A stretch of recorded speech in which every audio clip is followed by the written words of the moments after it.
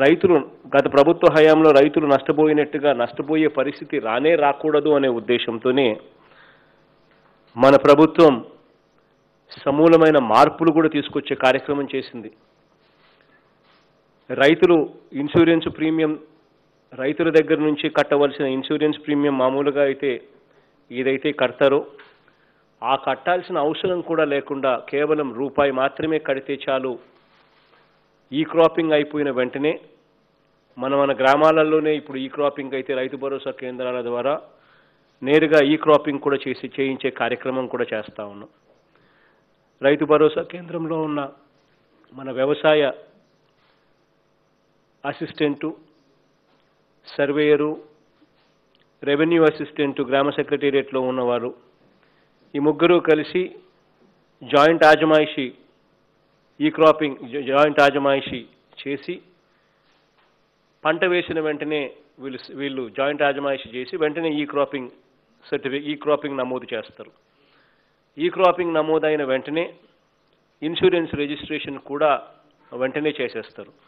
ఆ insurance registration రైతుల మీద భారం పడకూడదు అనే ఉద్దేశంతోనే ఆ ఇన్సూరెన్స్ భారం కూడా కేవలం రైతు రూపాయి కడితే చాలు, మిగిలినంత రాష్ట్ర ప్రభుత్వమే చూసుకుంటుంది అని చెప్పి ఆ సొమ్మును కూడా రాష్ట్ర ప్రభుత్వమే కట్టి పూర్తిగా సమూలమైన మార్పులకు శ్రీకారం చుట్టాం. రైతు భరోసా సొమ్ము ఇవ్వడం దగ్గర నుంచి, పెట్టుబడికి రైతుకు సహాయం చేయడం దగ్గర నుంచి,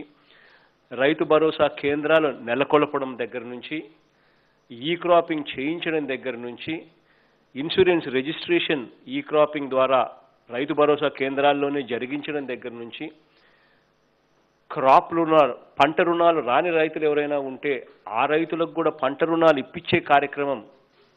ఆర్బీకేలు ఈ క్రాపింగ్ ద్వారా చేయించే కార్యక్రమం దగ్గర నుంచి మొదలు పెడితే రైతులకు క్వాలిటీతో కూడిన విత్తనాలు, పెస్టిసైడ్స్, ఫర్టిలైజర్స్ సప్లై చేయడమే కాకుండా రైతు వేసిన పంటకు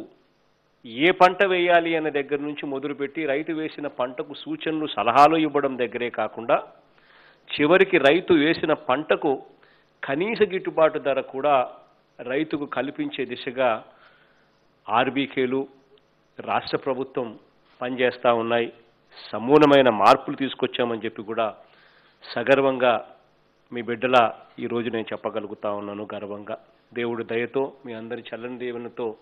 ఇది చేయగలిగాము అని చెప్పి కూడా గర్వంగా కూడా చెప్పగలుగుతా ఉన్నాను.